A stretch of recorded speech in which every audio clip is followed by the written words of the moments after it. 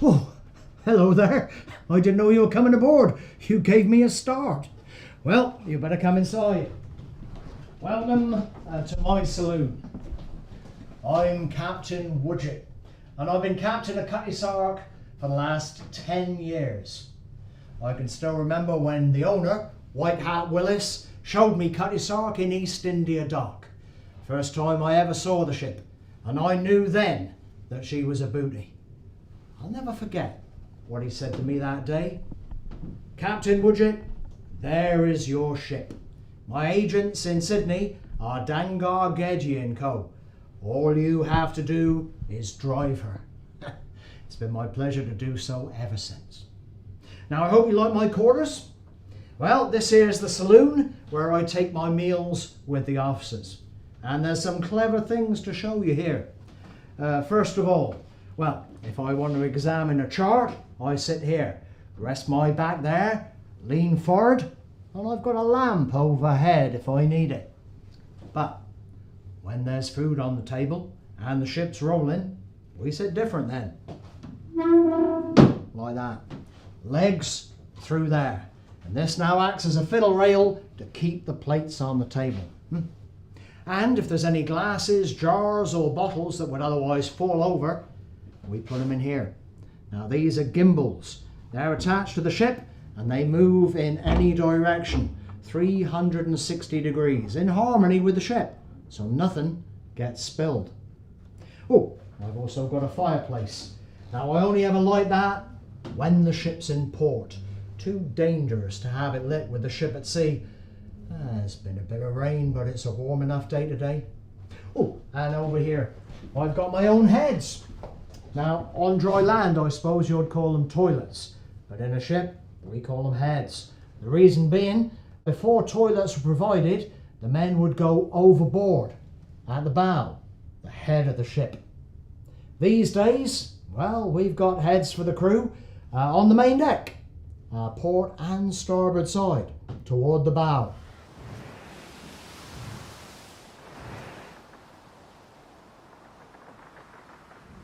Now I know you can't all be here with me at the moment, and that the ship's been in quarantine lately. The sharp-eyed among you might have seen a yellow flag fly in here in recent months. That's a signal that the ship's in quarantine. But we've been given the all clear, so you're welcome to come back now. And it's not the first time Cutty Sark has raised the yellow flag neither. No, it happened on what they call the Hell Ship Voyage. I'm glad I wasn't captain then. I hope none of you are squeamish, because it's quite a story. Well, they set sail on a Friday, and that's known to be unlucky. The first mate, Smith, was a bully, and some of the men deserted when the ship was at Penarth, taking on coal.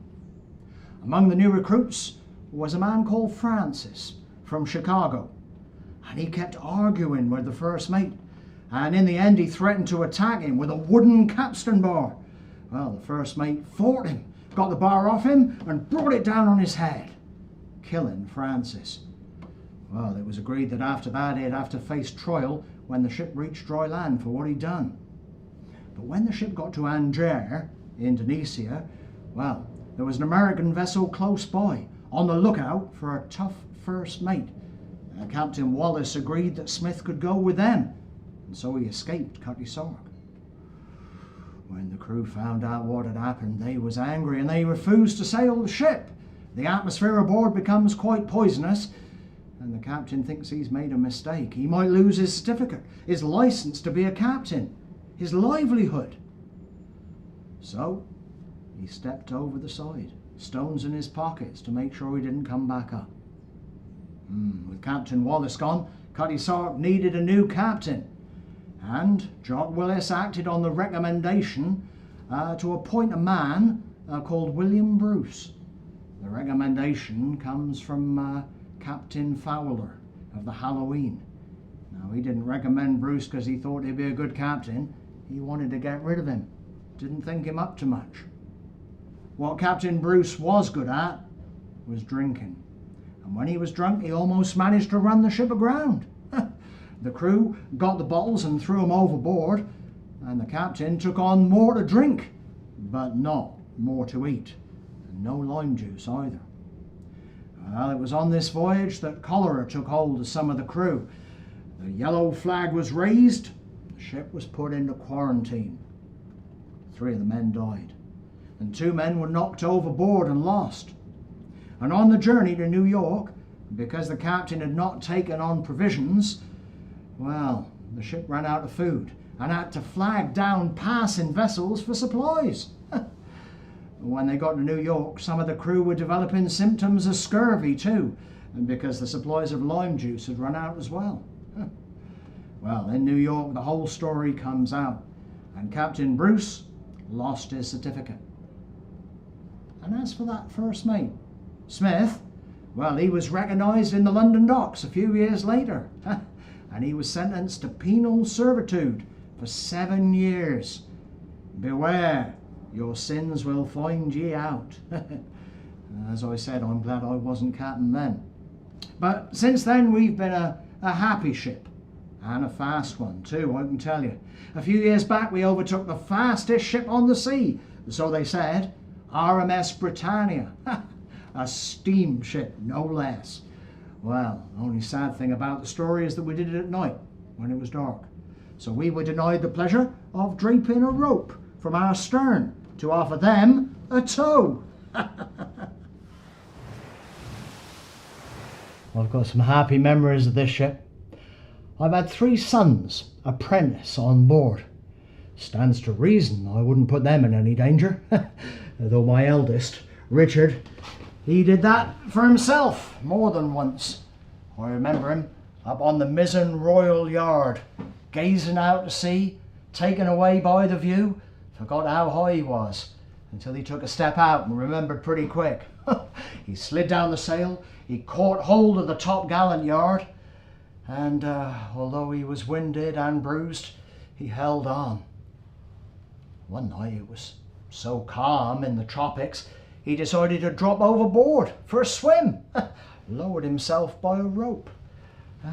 Pretty soon he realised that he was drifting astern. A member of the crew heard his cries for help and hauled him back aboard. Even in such calm weather, Cutty Sark was moving much faster than he could swim. Perhaps you're hoping to sign on as crew. Well, she's a great ship, and if you sail under me, I won't make you do anything I wouldn't do myself. I can assure you of that. What's the hardest thing to get used to? Well, I suppose for a new sailor, it will be the watch system, the way we work. 4 hours on, 4 hours off. So the longest that you'll ever sleep is 4 hours at a go. Don't worry, you'll get used to it. And if you can't wake up in the morning, don't worry, I've got a cure for that.